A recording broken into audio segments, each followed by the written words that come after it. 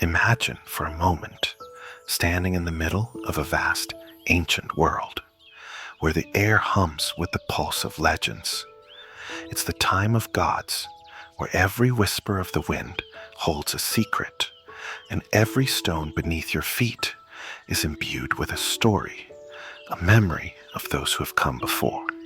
Now picture this: a man, a hero, whose strength is known throughout the heavens, whose name is spoken with reverence and awe across the lands. His name is Hercules. But here's the mystery. What if, after all his trials, after battling monsters and confronting the impossible, Hercules faced a challenge so terrifying, so dangerous, that even he, this godlike warrior, was filled with uncertainty? What if the very air was filled with a deadly silence, broken only by the deafening call of creatures so fierce, so unstoppable, that even the gods feared them? What if Hercules had to face them, the Stymphalian birds? Take a deep breath now.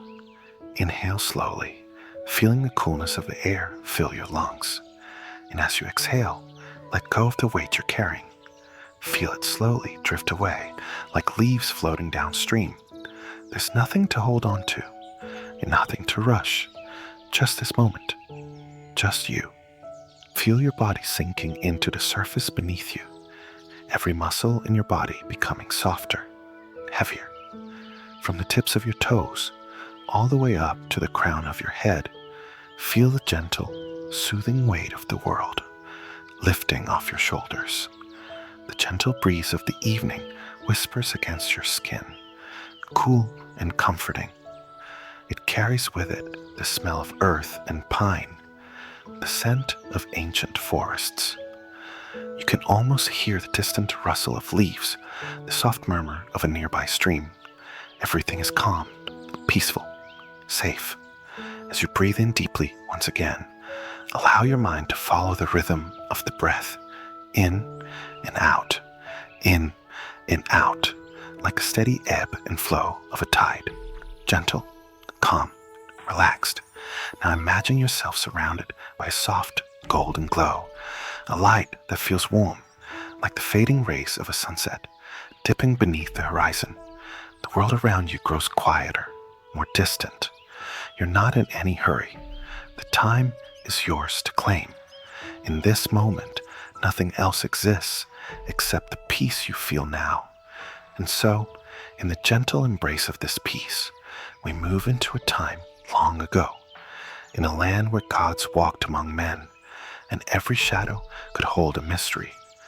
The air is thick with the scent of pine and damp earth as a lone figure walks through the dense forest. His footsteps are soft but steady, sure of where he's going, though the path ahead is uncertain. His name, as you may already know, is Hercules. Hercules is not like most men. He was born of the gods, and his strength is beyond compare. Yet, as he walks beneath the towering trees, a certain weight bears upon his heart. The light is dimming now, the sun sinking low in the sky, casting long shadows across the land. It's here, in the quiet dusk of the forest, that Hercules finds himself. The journey to this place has been long, filled with many trials, but now he faces a challenge unlike any before. A task so difficult that even the gods themselves hesitate to speak of it. You see, Hercules has been given a mission: to rid the land of the Stymphalian birds. These birds, cursed and terrifying, are creatures born of nightmare, their talons sharp as steel, their beaks like razors, and their wings powerful enough to stir a storm in the sky. They have plagued the land for years, swooping down on villages, tearing through crops, and spreading fear wherever they fly. But why does Hercules hesitate now as he walks deeper into the forest? Why does the soft wind in the trees seem to whisper a warning, even as the world around him grows quieter and quieter. Perhaps it is because, in the face of this unimaginable challenge, even a hero like Hercules must wonder, can he succeed? With each step he takes, the air grows heavier. The forest seems to close in around him, the shadows lengthening, the trees growing darker. The calm that once surrounded him now feels like a distant memory, replaced by a creeping sense of tension. Every rustle in the branches, every snap of a twig beneath his foot, sends a shiver through his body. He knows they are near, the Stymphalian birds. Their haunting calls echo through the forest now, sharp and eerie, like a chorus of nightmares. They are here, somewhere, hidden in the dense, misty swamps. Their wings beat the air with the sound of thunder. Their eyes gleam in the dark. Hercules pauses, standing tall, his breath steady but deep. He looks to the sky, where a crescent moon hangs like a pale silver coin, casting a soft, cold light across the land. The wind stirs again, this time colder, sharper.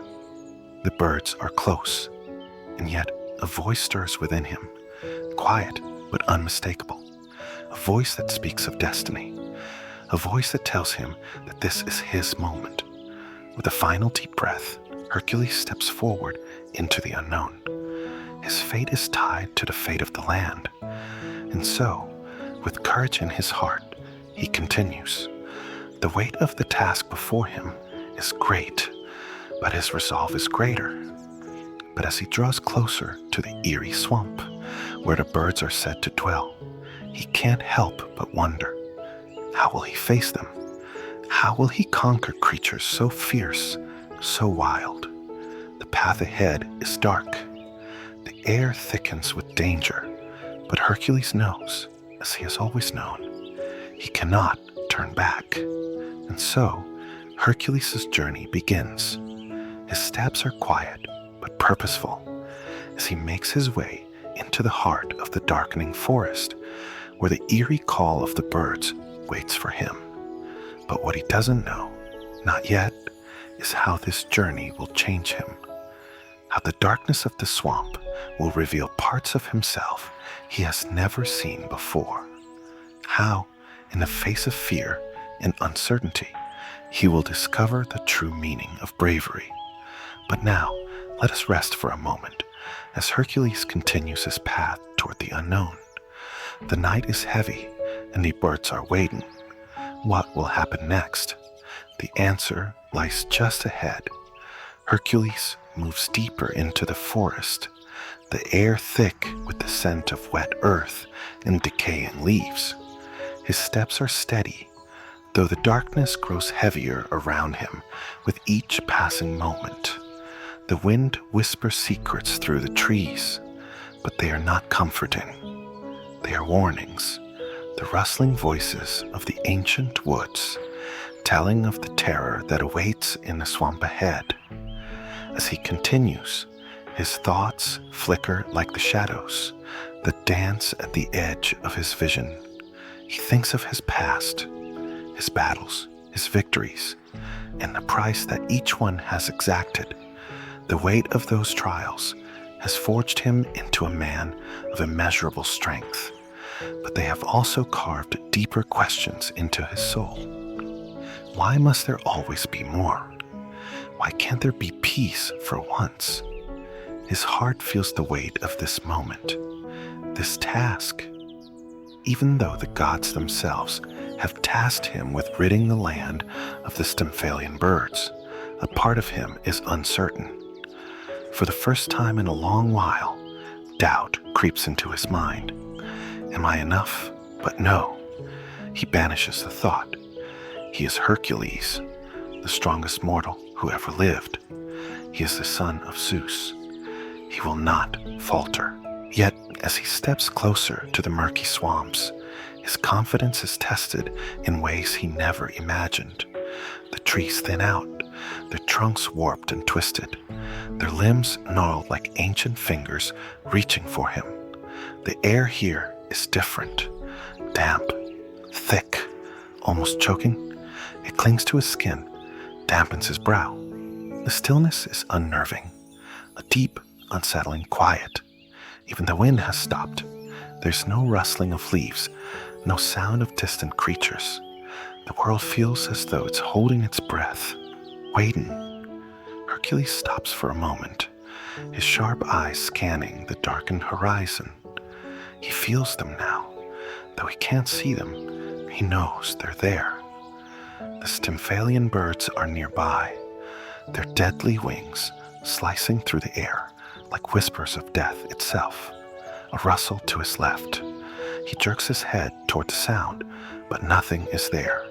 Only the fog, thick like a blanket, stretching across the ground. It crawls, moving like something alive. Hercules' heart begins to race, his instincts telling him to move, to act, but he fights it down. He is not afraid, not yet. With careful steps, he ventures further into the swamp. The fog thickens, swirling around his ankles like fingers grasping at his legs, urging him to turn back. But Hercules presses on, pushing forward, his hand resting lightly on the hilt of his sword. His thoughts drift again, this time not to his past, but to the gods who have sent him here. What do they want? Do they know the true danger of the birds? Or have they sent him on this quest simply because it's another task, another means to test his strength? What do the gods truly care about? He wonders. And then it hits him, cold and sharp. This is a test, not just of strength, but of his resolve. The gods have a strange way of teaching their heroes lessons. Every task, no matter how impossible, is a lesson in itself.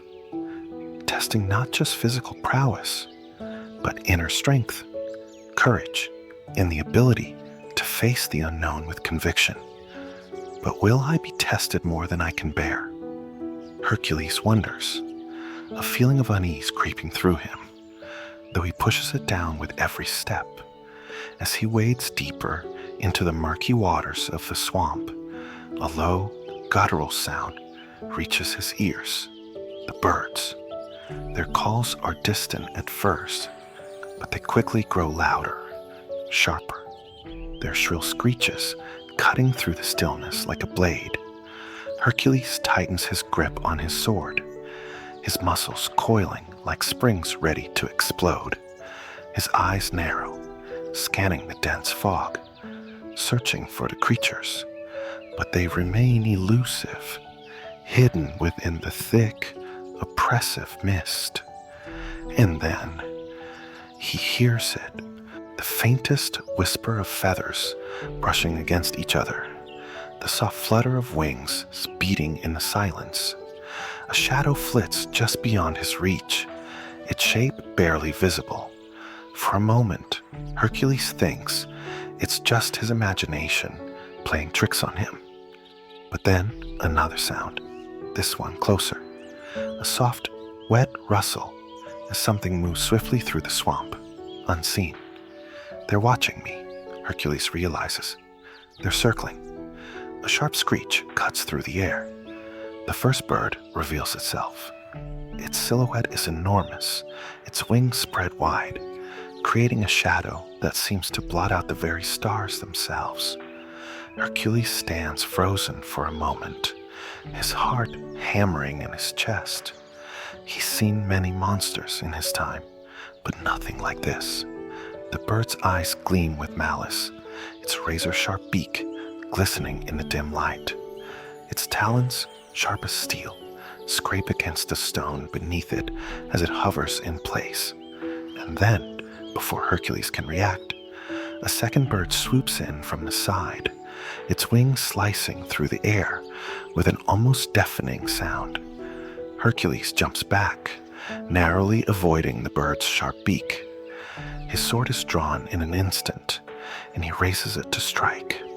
But just as quickly as the first bird attacked, the second vanishes into the mist, leaving him standing alone, his breath quick and shallow, his heart racing. The air is thick with tension, the sound of flapping wings filling the night like thunder. The birds are everywhere now, circling above, hidden just beyond the edge of the fog, their eerie cries reverberating through the swamp. Hercules swipes the air in front of him with his sword, hoping to strike one of the birds. But each time he swings, they vanish like shadows, their speed unnatural. His muscles are tense, his heart hammering in his chest. How will he defeat creatures that he cannot even see? He knows the truth now. The Stymphalian birds are not just enemies to be fought with strength alone. They are something more, something darker. They are creatures of the night, born from the deepest fears of the earth itself. And suddenly, with a realization that strikes him like a bolt of lightning, he knows that he is not just battling for his life. He is battling for his very soul. But just as he steels himself, preparing for the next strike, a whisper on the wind cuts through the fog. A voice, soft, almost imperceptible. Hercules. It's a voice he recognizes. His mother's. The mist swirls thicker now, a shroud that cloaks the very air, twisting and turning in unnatural patterns. Hercules stands frozen, his sword raised, eyes wide as the voice calls out once again. Hercules. His heart skips a beat. The sound is faint, but unmistakable. His mother's voice, soft, yet filled with an urgency that seems to come from all around him, not just the fog. The swamp grows darker in response, as if the earth itself is holding its breath. He takes a cautious step forward, trying to pinpoint the source of the voice, his every sense on high alert. His pulse races, and the air seems to thicken around him, the moisture pressing in like an invisible weight. The birds' screeches have faded into the distance for the moment, but the oppressive silence in the swamp is no less menacing. Mother, Hercules calls out, his voice a low rumble in the gloom. But as soon as the words leave his mouth, he knows it's a foolish question. His mother is no longer here, not in this world. She's been gone for many years, sacrificed by the gods themselves in a cruel twist of fate. And yet, the voice persists.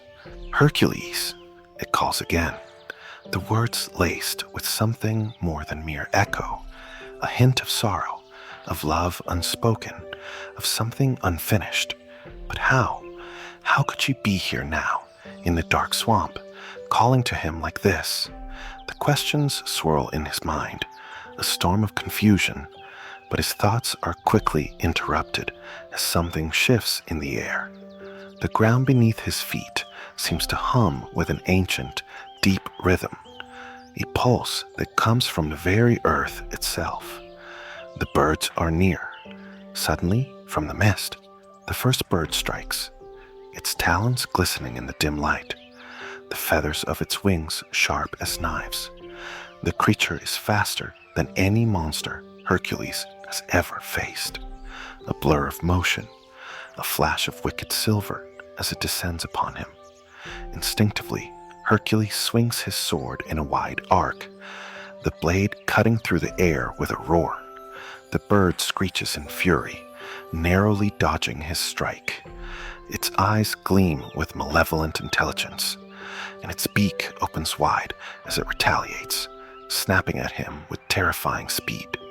But Hercules is faster. With the grace of a panther, he sidesteps the attack, his footwork perfect as he uses the momentum to launch a counterstrike. His sword connects with the bird's wing, just barely, but it's enough to send the creature spiraling backward into the mist with a furious shriek. For a moment, the swamp falls silent again. The fog, thick and suffocating, swirls around him like a living thing, He can hear the distant calls of the other birds, high-pitched, like the screeches of lost souls, but they are nowhere in sight. Yet he feels them closing in, their presence looming just beyond a veil of fog. The air grows heavier with each passing second, but still the voice lingers, haunting, sweet, and desperate. Hercules. It seems to draw nearer now, wrapping itself around him like the very mist. The air crackles with unseen energy. A surge of emotion, sorrow, and longing stirs deep within Hercules. He tries to shake it off, focusing instead on the battle at hand. He is here to fight, here to protect. But then a thought pierces through his fogged mind like a blade. What if my mother is trying to warn me? What if she's not just calling me, but calling me to something else? A shadow moves quickly through the fog. A second bird dives toward him, its eyes locked onto his. This one is larger, its wings spread wider, its beak more menacing. The sharp glint of its talons reflects in the murky swamp water. Hercules spins around just in time to block its strike, but the impact of the bird's wings sends a shockwave of force through his body, nearly knocking him off balance. His feet slide on the wet ground, and for a moment he feels vulnerable, too human, as if all his strength might not be enough. The bird circles him, its wings beating steadily, each flap sending gusts of wind through the mist. Hercules watches it closely, waiting for an opening, calculating his next move. He knows he must act quickly. The birds are too fast, too deadly, but they are not invincible. With a deep breath, he prepares, his muscles tense, his grip on his sword firm. Then, in an instant, the bird dives again, aiming for his throat. Hercules, anticipating the move, ducks beneath the bird's sharp talons, rolling to the side with incredible agility. In one swift motion, he leaps to his feet, turning just in time to strike at the bird's underbelly. His sword sinks deep into its flesh, and the creature lets out a deafening scream. But instead of retreating, it flails wildly, striking at Hercules with its talons in a vicious frenzy. Hercules steps back, narrowly avoiding the blows. Blood pours from the bird's wound, but the creature isn't done yet. With a mighty flap of its wings, it ascends once more into a mist, retreating into the darkness to lick its wounds.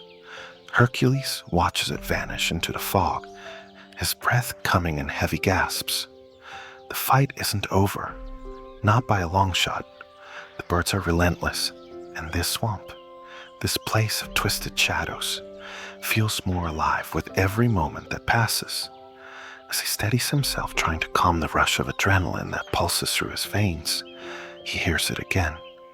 The voice, but this time it's different. It's clearer, more urgent. Hercules. And then it changes. It's no longer his mother's voice, no longer a comforting whisper from the past. This voice, this new voice, is cold, is older, and its tone is not one of warning, but of command. Come closer. The words echo through the swamp like a drumbeat, and Hercules feels a strange compulsion rising within him. His body stiffens. His mind fights against it, but his legs begin to move, drawn toward the source of the voice, despite every instinct telling him to run. The fog seems to part before him, revealing a faint, unnatural glow ahead. It pulses like the heartbeat of the swamp itself, calling him closer. What is this? Hercules thinks. What am I walking into? But it's too late to turn back now. The voice has taken hold, and he must follow. The swamp ahead beckons like a dark, twisted heart, pulsing with an eerie, unnatural glow. Hercules feels the compulsion pulling him forward, irresistible, like a magnetic force drawing him deeper into the heart of this forsaken place. Each step he takes seems to sink deeper into the murky water, his boots heavy with the weight of the swamp itself. The air grows colder, sharper, until it feels like the very breath of the earth is biting at his skin. The voice, commanding, insistent, echoes through the fog again. Come closer. The words ripple through him like a current, tugging at his resolve. His body stiffens, his heart pounds louder in his chest, but still his legs carry him forward. His mind struggles to break free of the pull, but the fog seems to swallow every thought, every question that rises to his lips. With each step, the darkness deepens. The trees bend in unnatural shapes, their gnarled branches reaching like twisted arms. The glow ahead is faint, but it grows stronger, pulsing in rhythm with his heartbeat. It's almost as if the swamp itself is alive, a breathing entity that watches, waits, and consumes. And then, suddenly, there it is, a clearing. In the midst of the thick fog, a patch of unnerving clarity. The glow is brighter now, casting an unsettling light over the scene before him. Hercules stops at the edge of the clearing, his eyes scanning the eerie stillness.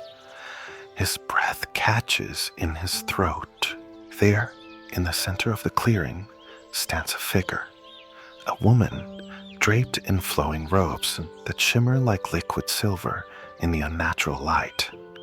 Her face is obscured by a veil, her features hidden, but there's no mistaking the aura of power she radiates. She stands tall, regal, as if she belongs to this place, like she's been here for centuries, waiting. The voice, it's coming from her now, though her lips remain still. You've come, she intones, her voice not one of warmth, but of ancient command. Hercules feels a cold shiver run through him. He knows instinctively that this is no ordinary woman, no mortal being. She feels otherworldly, like something older than the gods themselves. Who are you? Hercules demands, his voice strong despite the unease gnawing at him. His sword hangs loosely at his side, but his hand itches to grip it again. The woman's veil shifts, as though it's alive, and she tilts her head slightly to one side. I am the heart of this swamp, she replies, her voice as cold and distant as the night itself. I am the one who watches over the creatures of the dark. Her words send a ripple of dread through Hercules. He doesn't understand. What does she mean, the heart of the swamp? And then, as if sensing his confusion, the woman steps forward, her movements graceful but haunting, like a shadow drifting over the water. Her presence pulls the very air toward her, like a vacuum, drawing all light into its center. You seek to destroy the Stymphalian birds, she says, her voice heavy with a sense of inevitability. But you do not understand what they are. They are not mere creatures of flesh and bone. They are part of this world, born of it, tied to its very essence. If you destroy them, you will tear apart the balance. Hercules' brow furrows. What do you mean? They terrorize the land. They kill without mercy. The gods themselves have commanded me to end a reign of terror. A faint smile tugs at the corners of the woman's lips. Ah, the gods, always so eager to bring order. But you, Hercules, should know that order can only be maintained by understanding what truly lives beneath the surface, what lies hidden. The words stir something within him, a sense of unease that he cannot shake. He feels a pull deep within his chest, a sudden understanding that there is more to this mission than he has been told. but his mind is clouded with the urgency of his task. The birds must be stopped. The land must be freed. The woman steps even closer until she is mere feet from him, her presence like a cool breeze that caresses his skin. Her eyes, though veiled, seem to glow with an inner light. "You are here because you were chosen," she whispers. "But that is not all. You are tied to the fate of the Stymphalian birds in ways you do not yet understand. They are not simply enemies to be destroyed." Hercules steps back, his heart pounding. "What do you mean?" he demands. "What are they?" The woman's voice softens, becoming almost a lullaby. "They are the souls of those who were wronged, betrayed by the gods themselves. In their anger, they were transformed, twisted into creatures of destruction. But they were once something else." The realization hits Hercules like a thunderclap. The birds, these vicious, terrifying creatures, were not always monsters. They were once people, people who had been harmed, people who had been changed. They were once humans, he asks, his voice barely a whisper. The woman nods slowly. Yes, their pain and rage gave birth to their new form. They are lost souls, searching for retribution. And you, Hercules, are the key to their release, or their final destruction. Hercules stands in stunned silence, trying to process the truth. The birds are not just mindless beasts, but once were beings like him, beings who had been wronged by the gods and transformed into these terrible creatures. "How do I stop them?" Hercules asks, his voice tight with frustration and confusion. He has never been one to hesitate, but this new revelation shakes him to his core. The woman steps even closer, and for a moment, it feels as though the entire swamp holds its breath, waiting. "You must face them," she says softly, "but not with a sword, not with violence. You must face them with understanding." Hercules shakes his head, his mind a whirlwind of thoughts. How can I understand them? They have only brought death. The woman raises her hand, and the swamp seems to respond to her touch. The mist thickens around them, swirling faster, as if the very world itself is closing in. "They have brought death," she murmurs, "but they have also brought life, for they are bound to the cycle, and so must you be." The fog thickens once again, and the clearing begins to fade, the light flickering out like a dying star. Hercules steps forward, his heart racing, trying to keep his bearings. But the woman's presence is fading. She is slipping away, her form dissolving into the mist like an illusion. "What must I do?" Hercules calls desperately. "Tell me." But the woman's voice, now distant and fading, echoes one final time, leaving him with only a chilling message. "You must decide, Hercules. Do you destroy them and destroy yourself in the process? Or do you free them and free your own soul?" The fog closes in, tighter around Hercules, a blanket of mist so thick that he can barely see his own hands in front of his face. The words of the mysterious woman echo in his mind, twisting his thoughts into knots. Do you destroy them and destroy yourself in the process? Or do you free them and free your own soul? Each step he takes through the swamp feels heavier, burdened by the weight of his own uncertainty. The voice of the woman lingers in the air, like a whisper in his ear, urging him forward, urging him to choose. But which path is the right one? The birds, terrifying, ruthless, who were once human. And yet, they have become monsters, their rage twisted into something unrecognizable. To destroy them would free the land from their terror, but the price could be far steeper than he realized. To understand them, to free them, would be an act of compassion, an act of redemption. But how could he, a hero known for his strength, his bravery, his sword, face such a trial of mercy? Was there even a way to free such creatures, whose very existence had been born from hatred and pain?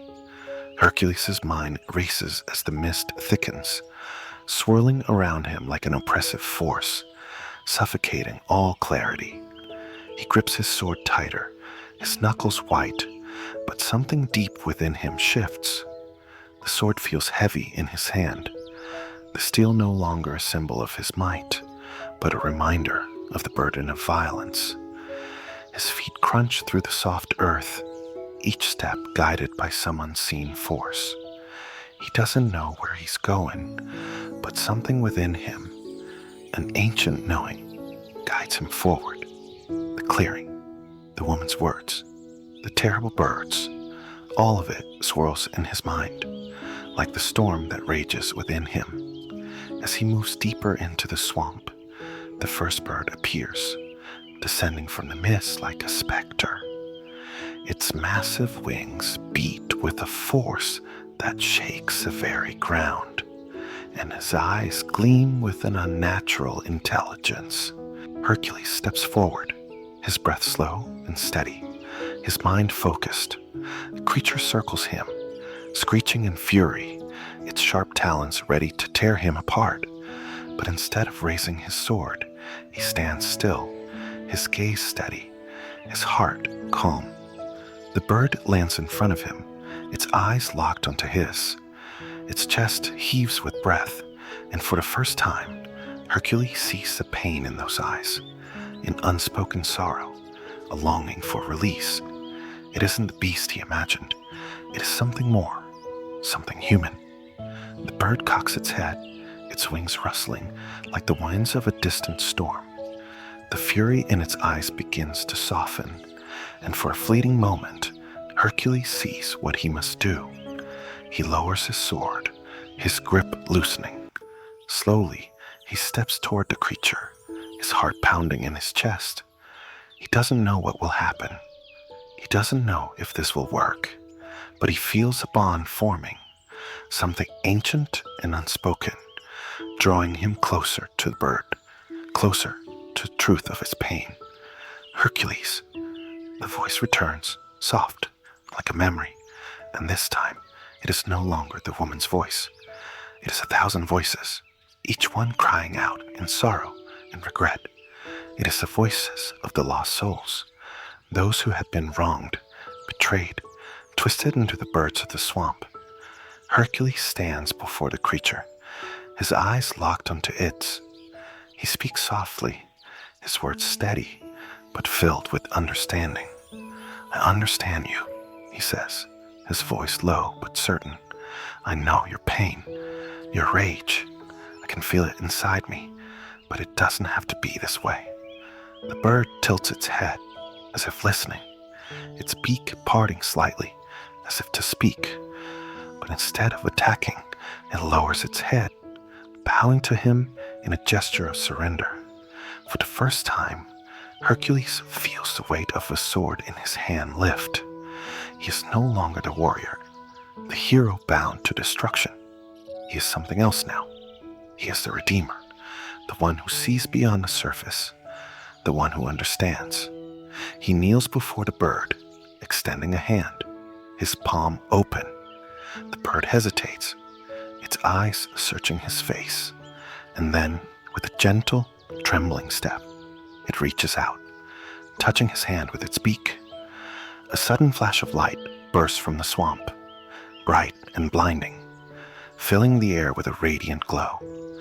The mist dissipates, the heavy weight of the swamp lifting, and in that moment, Hercules feels it, a release like the breaking of a chain, the lifting of an ancient curse. The bird, once a fierce, terrifying creature, transforms before his eyes. The feathers dissolve into mist, and the sharp beak softens into a human face, one that is worn, tired, but no longer filled with rage. The soul of the bird, the lost soul, is freed, its body returning to its true form, its spirit at peace. Hercules rises, his heart full, but his mind still in turmoil. The mist clears entirely, revealing the full expanse of the swamp, the trees, the water, the moonlit sky above, and in the distance he can see the shapes of the other birds, the souls that had once been trapped, now freed. They no longer fly in terror. They no longer screech in hatred. They are calm, their eyes filled with understanding. But there is still one last task before him. The final bird, the largest, the fiercest, the one who has been the leader of this terrible flock, is still out there, waiting. Hercules takes a deep breath, his heart steady. He knows what he must do. He knows that he must face the last of them, but this time it will not be with sword or violence. It will be with understanding, with compassion, with redemption.